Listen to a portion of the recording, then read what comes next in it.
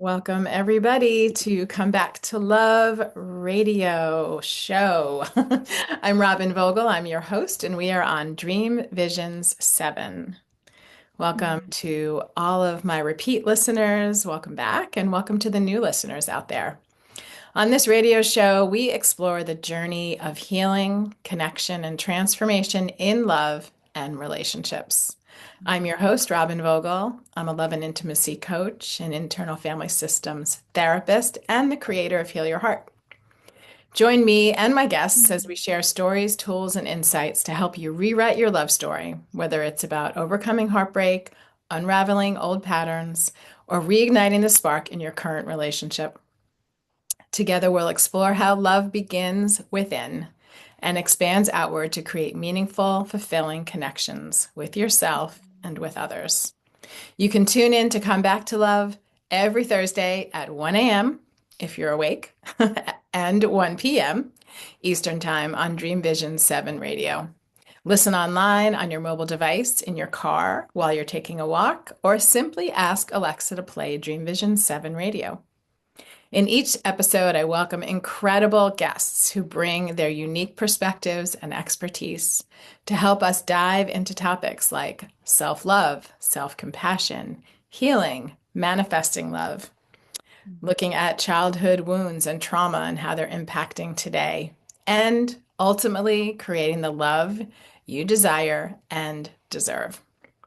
So grab a cup of tea, settle in, join us for this heart-centered transformational conversation. Let's explore how you can come back to love, starting with the relationship that matters the most, the one with yourself. I'm so glad you're here. Welcome to the show. Now let's dive in. Today we have special guest, Amanda Ananda, who is an international tantric facilitator and I love this language, domestic goddess of two outrageous boys. That's great.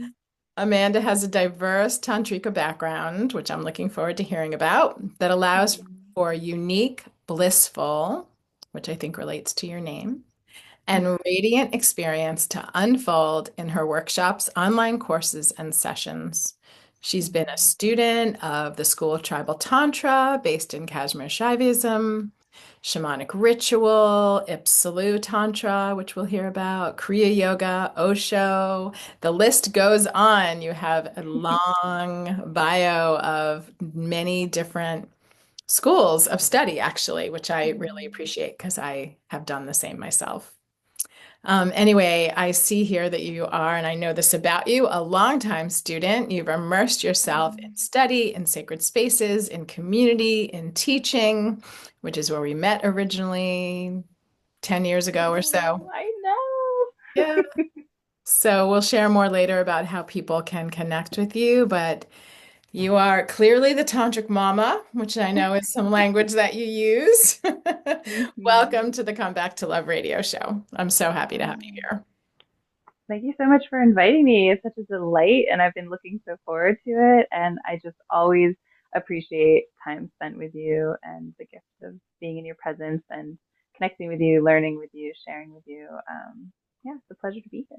Thank you. And we've done some good teaching together at some of those festivals. So, Yes. for those of you listening in Radio Land, you can actually meet us in person. Um, Mm. I would love to start with what is Tantra in all the study you've done and in your experience and in your being, because that is a question that most people ask when they hear the word. There's a lot of assumptions in our culture. There's a lot of places we can take this answer actually comes from so many different angles. And so I'm curious what you would say. Mm. I would say that Tantra is a path of enlightenment that is inclusive of sexual energy and uses very powerful rituals and practices to transform and expand our consciousness to have an experience that is beyond our human form and invites you to connect more and more with your authentic self, your soul, your divine nature, and less with your ego and your desires and just gives you, yeah, the tools to feel deeply empowered as a human navigating this intense world and modern reality. It was designed as a householder path. It was the path that was designed for, at the time you had to renunciate modern life. You had to go hide in the caves in the mountains and then be an ascetic, and that's how you would reach enlightenment. And this was the tools gifted to those who had families and take care of homes and had to go to jobs. And so to me, it is a very efficient path and practice. And I was just talking yesterday night about this in the Tantric book club I run of like, I've been so overwhelmed with our world recently. And if I didn't have Tantra, I don't know what I would be doing to like feel like I'll be really, really anxious, like, oh my God, oh my God. And then I do 5 to 20 minutes of practice and it's like, okay, yeah, that's all still really intense, but I feel bolstered. Like I feel present and like I allow myself to feel all of that fully and return to a place of like peace, like a little, it's still accessible. And if I didn't have Tantra, I don't know how I would be getting there. Wow. Start off this conversation with a bang. Um, yeah, I want to echo one of the things you said, which is so important, and that is that Tantra is about the here and now. Like it's about our lives. Like you said, it's for those of us that are householders. Mm, Domestic goddess is in your, description of yourself, and certainly true. mm, And it's about just what you said, like how we live now, how we are in the present, how we, become more awake and use these tools for ourselves while we're here on the planet, which is different than you know, other spiritual practices where it's about transcending all of this and kind of yeah. getting out of here. And so I think that's really important. And I think that my experience is that not a lot of people know that. Mm, That they think it's, first of all, people mostly think it's about sex. And right. like you, I'll say, yes, it includes, it includes everything. And it certainly includes the realm of sexuality. And the tools are fantastic for creating beautiful, in my experience, mystical, sacred Mm, experiences in that realm. And it's not only about sex, which is exactly what you said. So, yeah, I mm. think it's really helpful for our listeners to hear because it's definitely one of those words where people are like, what now? Or they're like, oh, yeah, that's all about sex, right? So Right, right. That's the thing Sting spoke about. yeah, yeah, yeah, That's yeah. what I get Great all the time. 5 hour lovemaking session, which is awesome. Yeah. Go for it, have it, do Right. it, enjoy it. But yeah, it's so much more than that. Yeah. So, and then just to jump right into what you just said, like using the tools, which I'm sure our listeners want to hear more about because there is a Mm, lot going on in the world right now, and it can throw people off center mm-hmm, and out of balance. And how do we come back to ourselves, which is really a very strong invitation, I would say, in our world right now. mm-hmm, And you just threw it right out there like, oh, if I didn't have Tantra, I would be not feeling so great, or I'd be feeling devastated, or I'd be feeling depressed, or I'd be feeling mm-hmm. anxious, whatever your words are. So, what did you do? How did you bring yourself back to center? Yeah, so I did, and I do feel all of those things. I'm not immune to experiencing them, right? I am human, but I think the difference with Tantra is that you fully allow yourself to feel it, and our practice gives us space, a contained like space to feel it, and then the tools to be empowered with our nervous system and to come out of it and to choose to reconnect to love and bliss and peace and harmony, and each other if we wish. And so what I've been doing, um, mostly, one of my favorite practices is mantra and the use of voice to vibrate the nervous system, right? If we're in fight or flight or freeze, as mammals, we tend to shut down and we're quiet and we, you know, that's how we stay safe, right? If a bear is coming after us, you want to be really quiet. And so using the voice helps shift us into that parasympathetic functioning where we can access pleasure again, we can access calm and peacefulness. And so I use a variety of mantras to help me with that. But that's what I always use to kind of open practice. And then I always use movement, whether that's dancing or shaking, just like getting the body energized. Could be yoga. I've been hiking a lot with my dog and getting out in nature, even though it's been freezing cold. um, and then from there I go into stillness. Um, and I can actually go into a deeper space of stillness because I have activated the body, because I've moved a bunch of energy through the body. And it doesn't take a lot. It takes maybe one song, 3 minutes, sometimes I put on 2, 5, 6 minutes. If you're really feeling a lot, I'll go for a whole 10 minutes, but that activation, that movement helps me go so much deeper into stillness in that second phase. And from there, I activate sexual energy, and there's different bandhas, we call in tantric yoga world, energy locks, ways we kind of move energy through the body that we can use. Or we can always, use the delicious self pleasure if we have time, or pleasure with a partner. And then I transmute that sexual energy that's built up through the energy body, through the chakra system to the crown, where we get to uh, kind of refine the energy as it moves through the body and connect to the divine and welcome the divine into our body, our being, the present moment. And this is a formula. This is known as the Ipsalu formula. And there's like a subtle blissfulness, peacefulness that can be accessed when we commit to that practice. And so that is my go-to. And it can be elongated to be a longer practice, and it can also just be a 5 minute practice, and I still get something out of it. So that's the one I probably lean on most. Okay, let's review that for a moment because a lot of times, yeah, it was beautiful, and I love how you laid out the steps. So there's sound. You shared Mm-hmm. the word mantra, which is a repetition of a sound or a sentence or just a syllable that has an Mm-hmm. energetic vibration to it. And Mm-hmm. maybe you have a specific mantra that you use. I have one that I use from my Hindu lineage ashram, that one you're not supposed to tell anybody. But there's so many, like just Om Mm-hmm. is a mantra, right? So you can Yes. just repeat, you can just chant Om, you can And one of say the most powerful. Sometimes some of the simple is the most powerful. exactly, exactly. So there's sound, that's one Mm-hmm. piece. And then you also talked the next piece about breath and movement.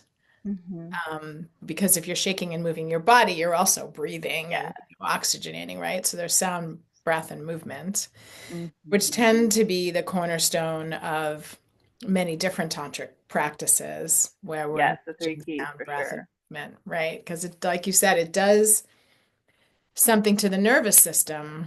Mm-hmm. And when you were talking, I was thinking that there might be someone out there thinking like, well, what's the difference between that and just sitting down to meditate for 5 minutes, you know? And there is a difference. I wonder what it is for you. The what tends to happen for me when I just go straight to meditation is the monkey mind is Mm. going and going and going, the to-do list, the anxiety. There's a lot of energy kind of stuck in, shoulders and above. And when we first do movement, we're inviting that energy, our consciousness into the body. We're creating space right as we move. We're moving energy and we're creating space for more of us to dwell further deeper into the body, to actually feel the body, and to move energy out of it.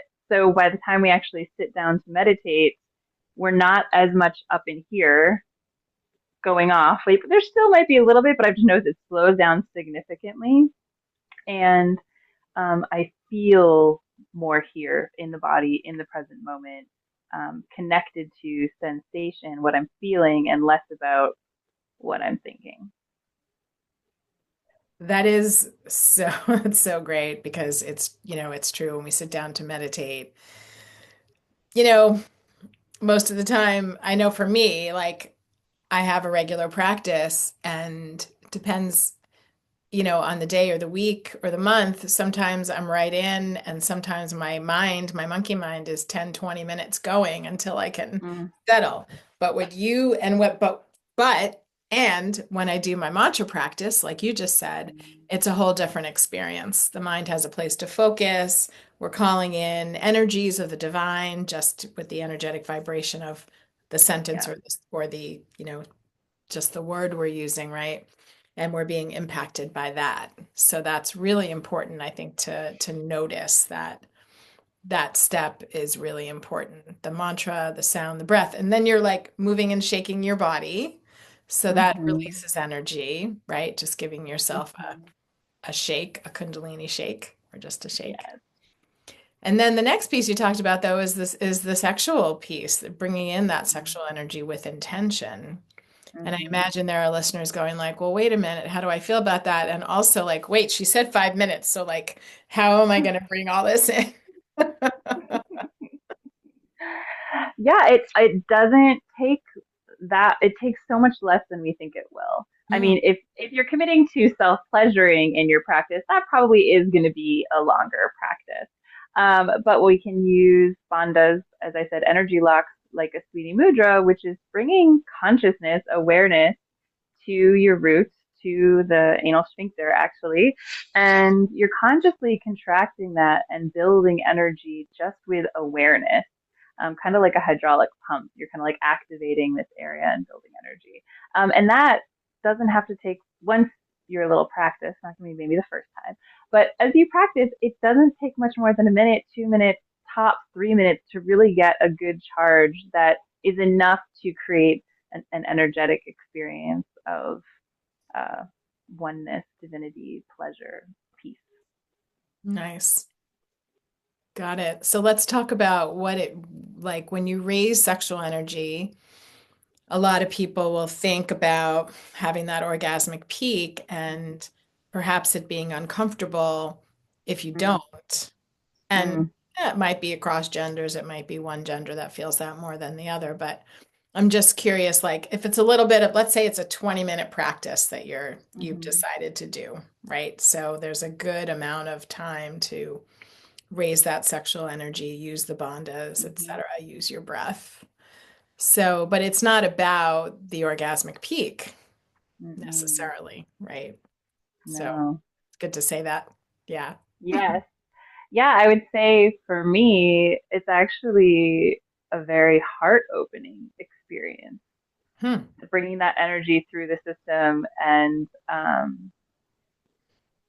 yeah, it's like my heart becomes activated, and this is transmuting whatever needs to be like, percolated, ruffled up and felt that day.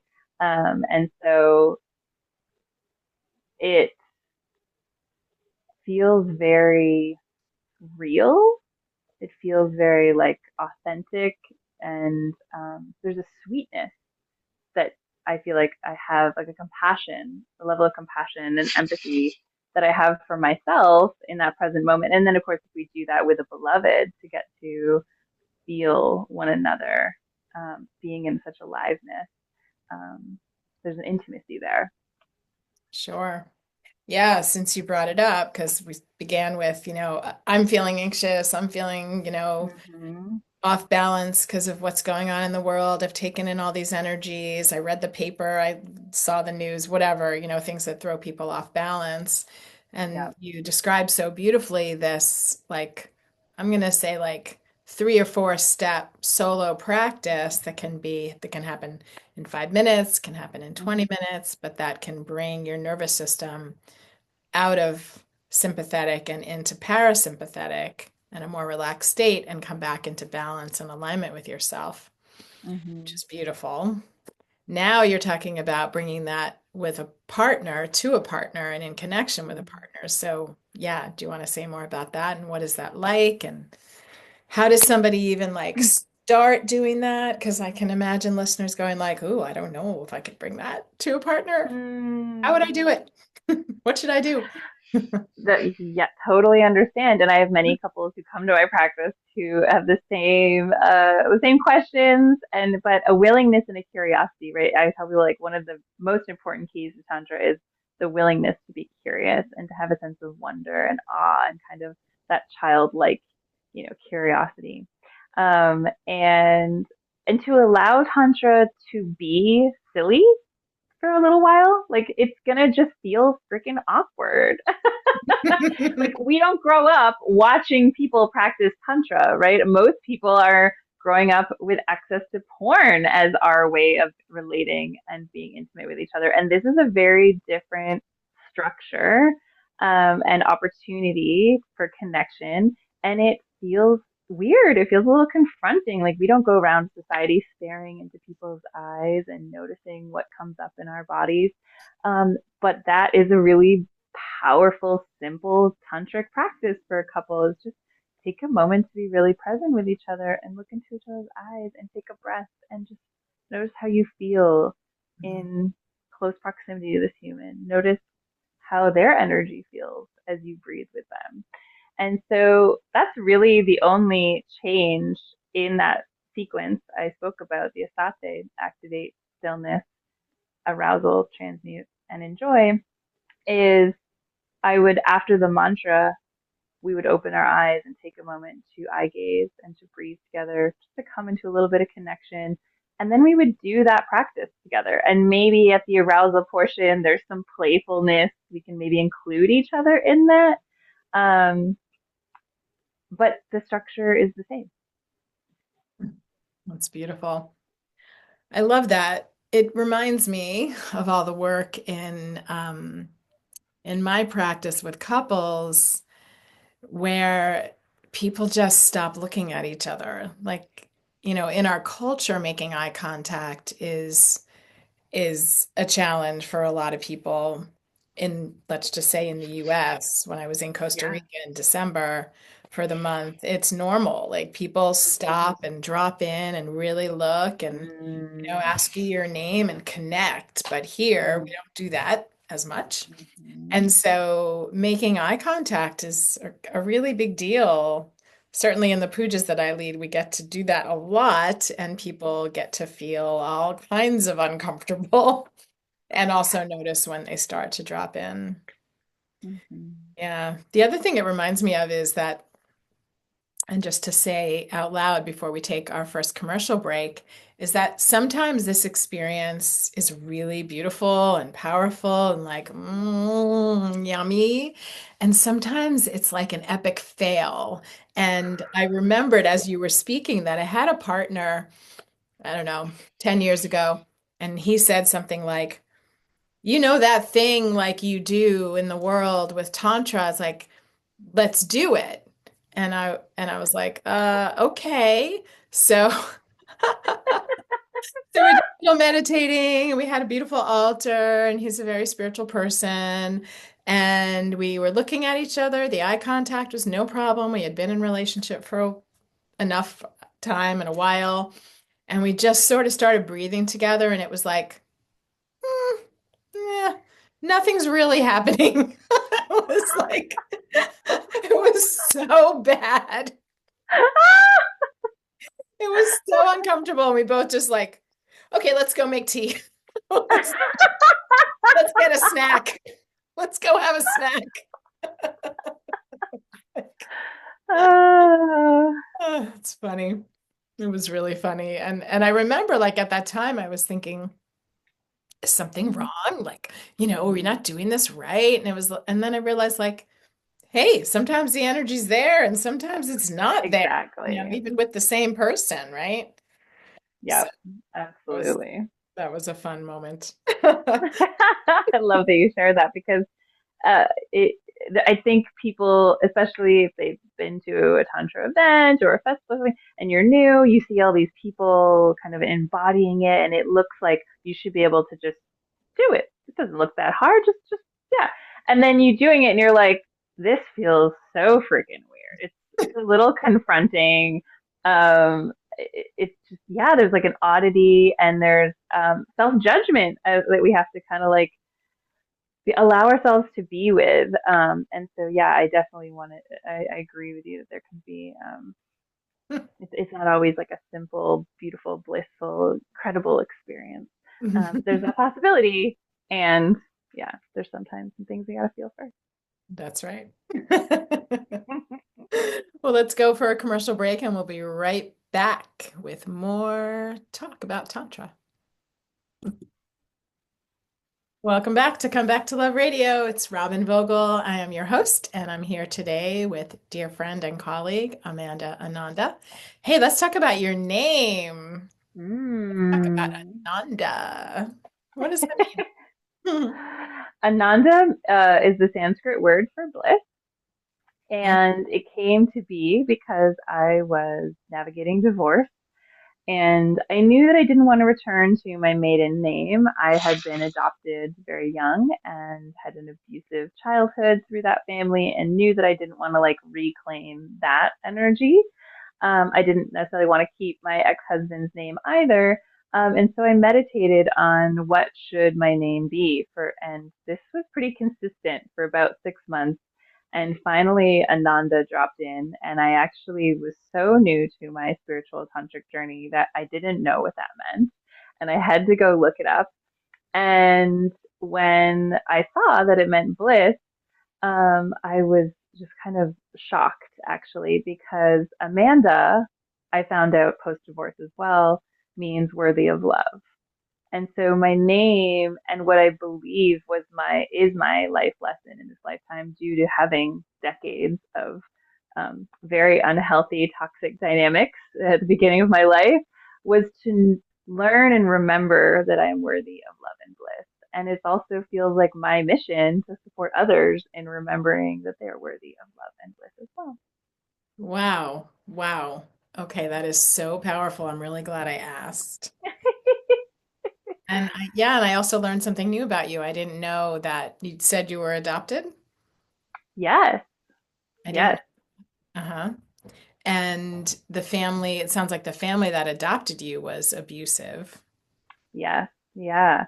That's quite. Yeah, very dark beginnings that yeah, were quite challenging. Very much was like in my teen years, absolute atheist, didn't believe in love. It was Hollywood made up, completely shut down, very rebellious.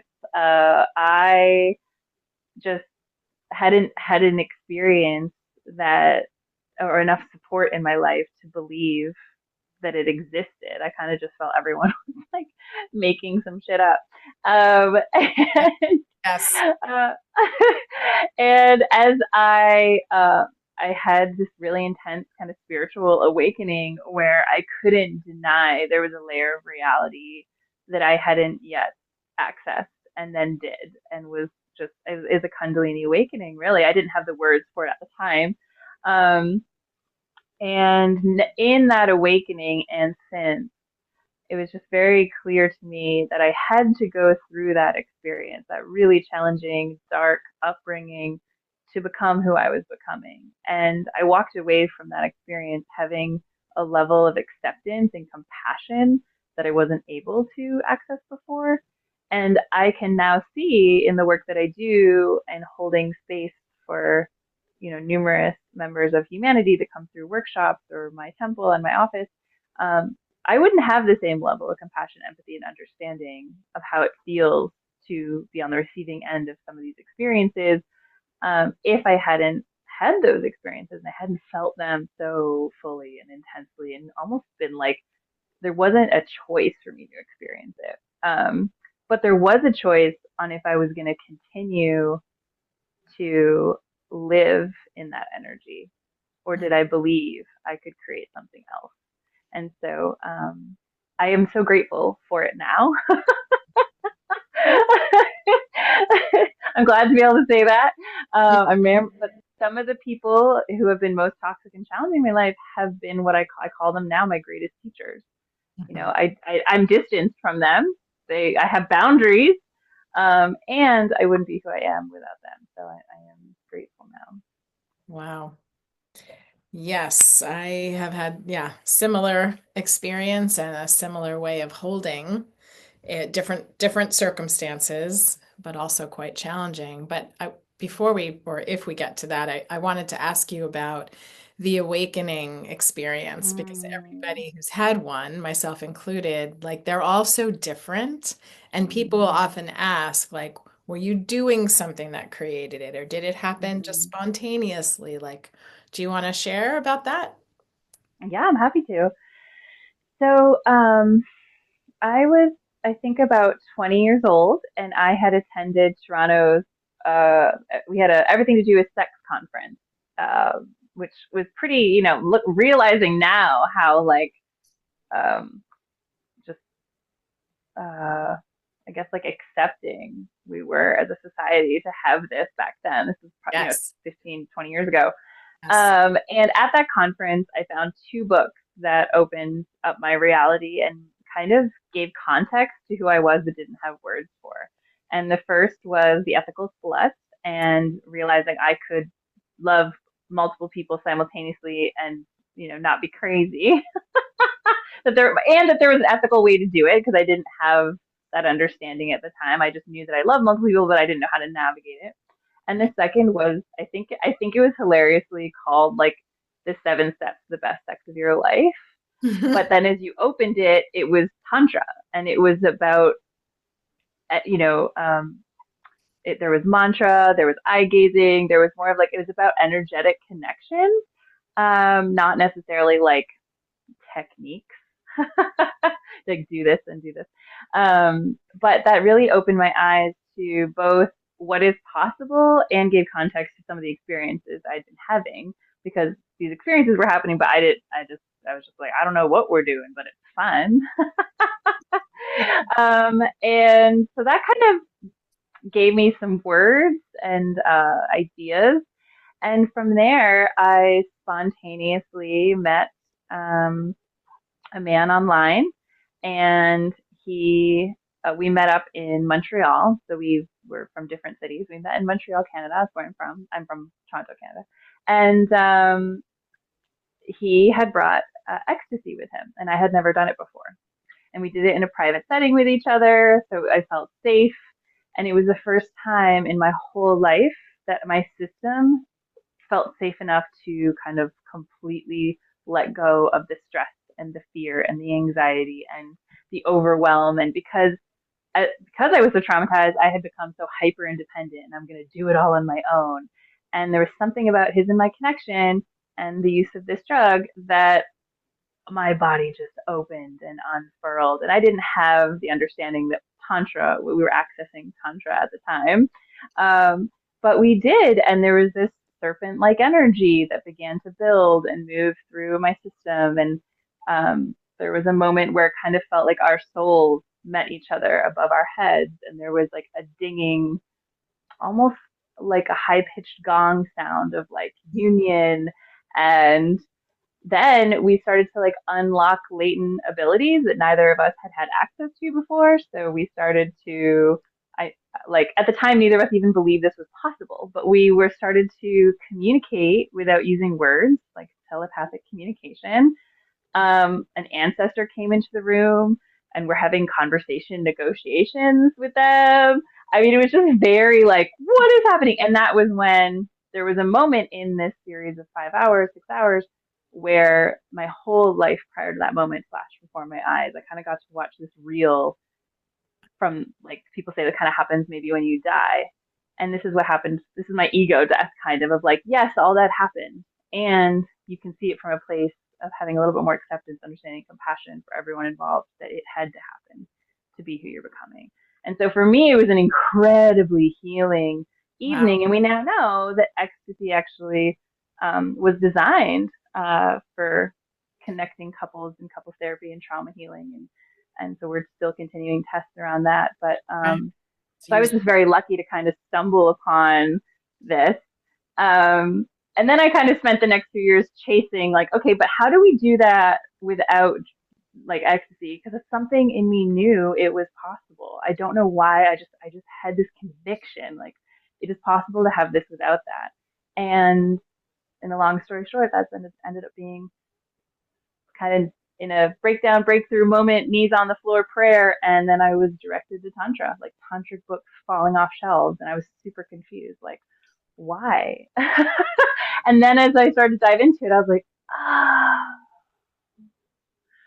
this is the pathway to have that experience without the drugs. Yeah.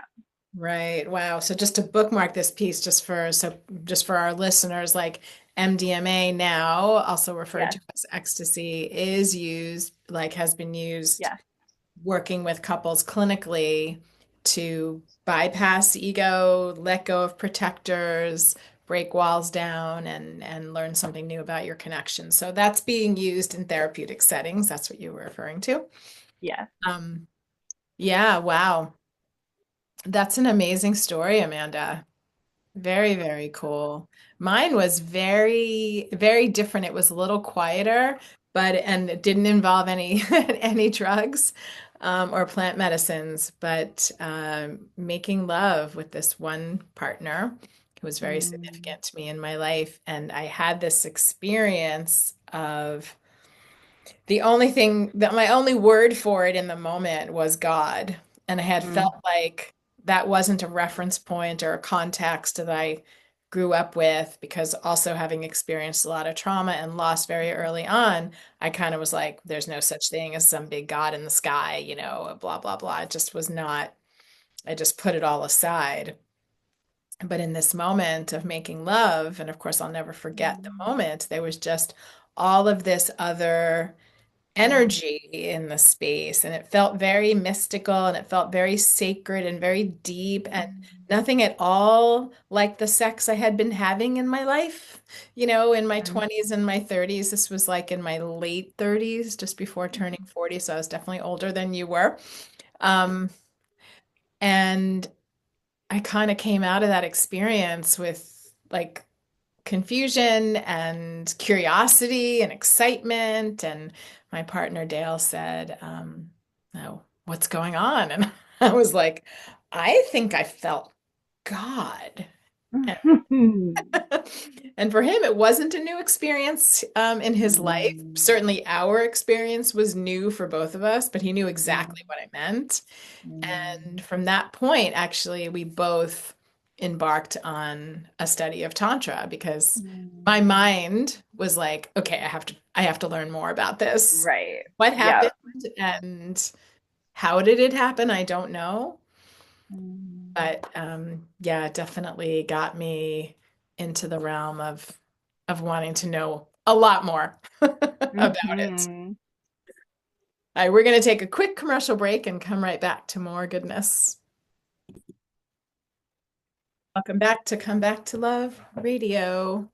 We are, oh my gosh, talking about such juicy things, having these Mm, mystical, sexy, spiritual moments. And I guess it kind of reminds me now that I say it that way that the sexual and the spiritual, that's a topic mm, that, we don't learn about, right? And yes. maybe some of our listeners have never even considered that the sexual could be spiritual and the Yes. spiritual can be sexual, but let's start with the easier one to understand. The sexual can be spiritual. Yeah. Yeah, it's an intersection of, I guess, existence and play that we are kind of steered away from at an early age, typically, right? If we're raised religious, typically sexuality is, condemned, or there's lots of shame or guilt around it. And so there is kind of this cognitive dissonance that sexuality could be a spiritual experience because there is that programmed shame and or guilt around it. And so I know for me, it was extremely surprising when it happened. And I think so for so many others. And what a beautiful, like how lucky we are actually to have access to the divine through that way. I think anyway. I agree. I agree. I love what you said that most people, not everybody, but grow up with limitations around sex, misbeliefs around sex, shame, like you said, guilt, all that Mm-hmm. stuff, obligation Yes. around sex, and to think about it as something that also connects, like in my experience and your experience, absolutely connects with my word at the time was God, because I couldn't Mm-hmm. think of any other word that described what I experienced, whatever that means. But yes, divine, spiritual experience, the fact that these two can and do actually go together is so Mm-hmm. powerful. And Mm-hmm. it's making me also think about the kind of sex that isn't, you know, Mm. that's just sort of perfunctory, or you do it because you think you have to and you don't really want to. And there's so much heaviness there in that experience of sex. Absolutely. And I took that path as well for at least a solid decade or so, um, where, yeah, it felt obligatory. It felt like the people pleaser in me almost used it to keep harmony in my relationship instead of authentically enjoying it. And a part of that is because as a woman, I felt like as a woman, I didn't really get to learn what was truly pleasurable to me. I was kind of like always catering to the male desire and kind of like had figured out how to enjoy some of it. Some things I didn't enjoy and kind of just more endured. Um, and then when I started to come into this awakening, I really had to unlearn that people pleaser. I had to learn how to speak like, no, that actually, I don't want to endure this experience. Like, that doesn't feel good. Like, can we try something else? Would you do a little bit like this? Or, really had to be willing to create a little discomfort, a little awkwardness so that I could ultimately be more present, engaged, and pleasure filled experience for me, which ultimately served both people.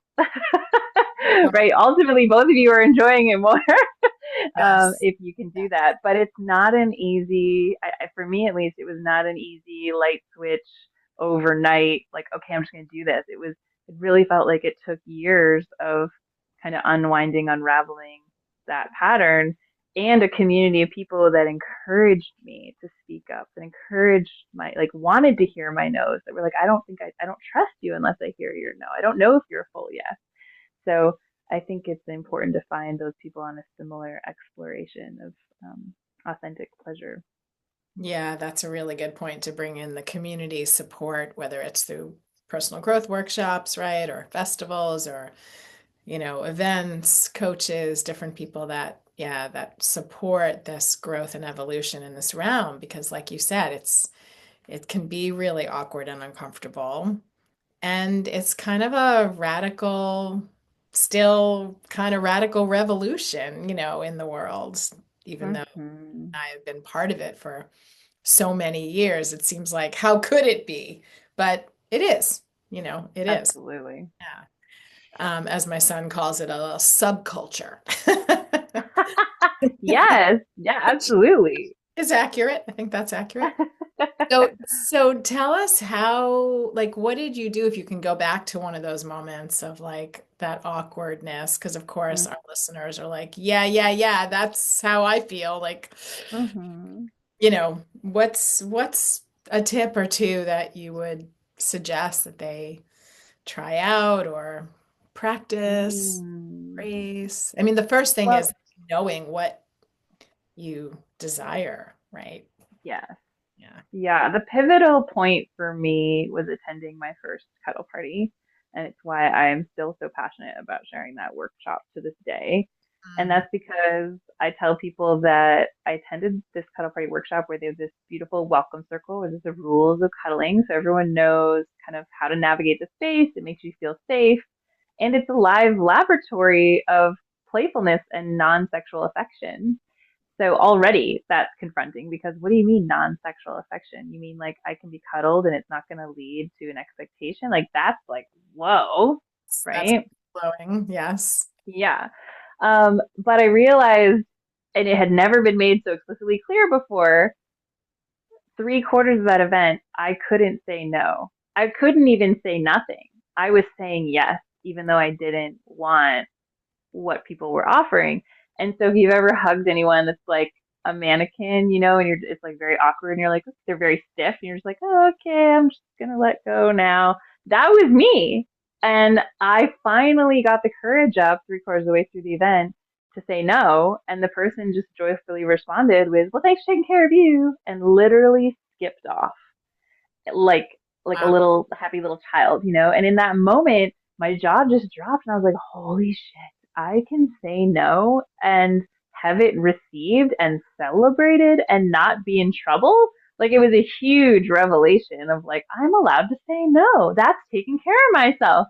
So I tell people, like in that moment, I was literally like, why is this not taught in middle school, high school, even college? Like, how different would our relational lives be if more of us had the capacity to say no and stopped enduring these experiences that we half heartedly think we need to do to like not disappoint others and experience more of the actual yeses and interactions we do want.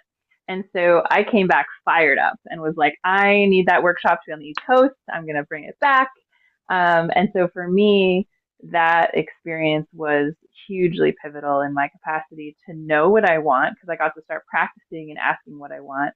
And I got to practice my no's and know that I wasn't going to be in trouble.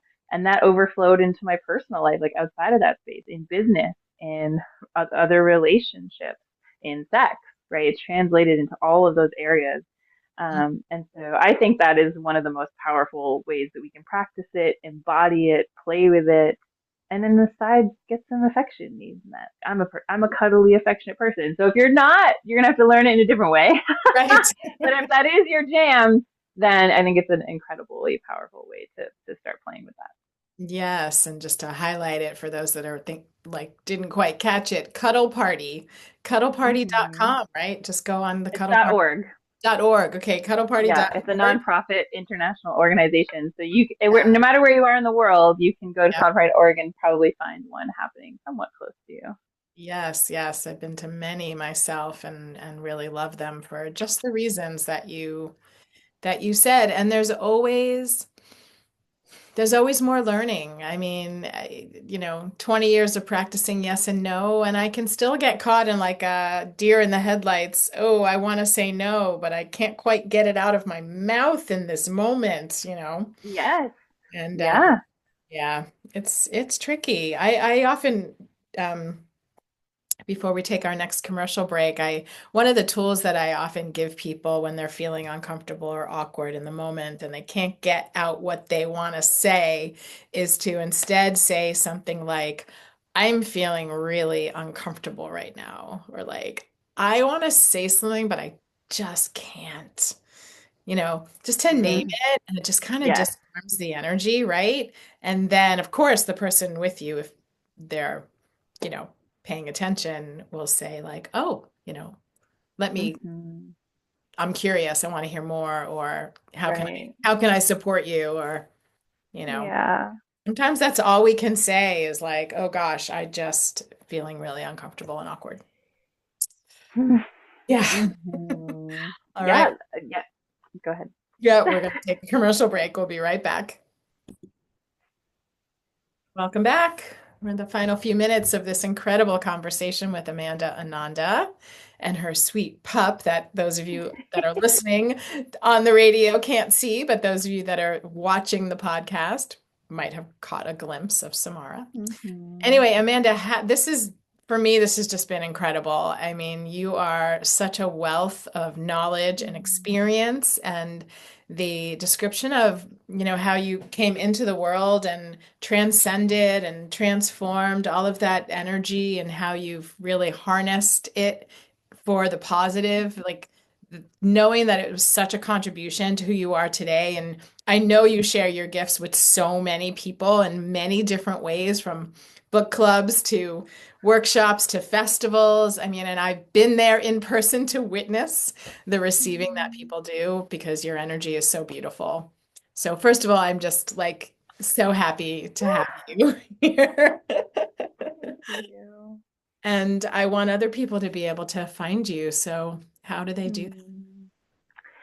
Hmm. You can find me at the Tantric Mama on Instagram or my website, tantricmama.com. And there for you is the 7 sacred breathing practices. They're really simple that you can play with and just help you shift out of, the overwhelm and anxiety, the intensity of day to day living in this reality right now and into a more like peaceful, blissful, pleasurable state. And there's a couple other things on there as well if you're a woman and you want some noontime mystery rituals and couples. There's a couples recommended tantra reading lists and things like that. So you can poke around and find what kind of would meet you and serve you best. And you can also check out any of the events or the Tantric Book Club I have coming up, or Ipsalu Tantra Retreat in the near future. So I'd love to connect So, with tell us how you spell mama on that. Is it two M's, one M, an A, an O? you. Yeah, sure. So it's the Tantric Tantric, and then Mama MAMA.com. MAMA.com. The tantricmama.com. I love that. Mm-hmm. I love that. And I love all the things that you're offering. And I'm remembering that book list. Just want to highlight that you have a really good resource list for people, which is really a Mm. treasure. And you put work into creating it. So thank you for that. Yeah. Thank Mm-hmm. you so much. Thanks to you, Amanda. Thanks to our listeners today. We'll see you next week on Come Back to Love Radio on Dream Vision 7, Thursdays, 1 a.m. and 1 p.m. Eastern. Have a beautiful rest of your day, everybody. Bye. Thank you so much.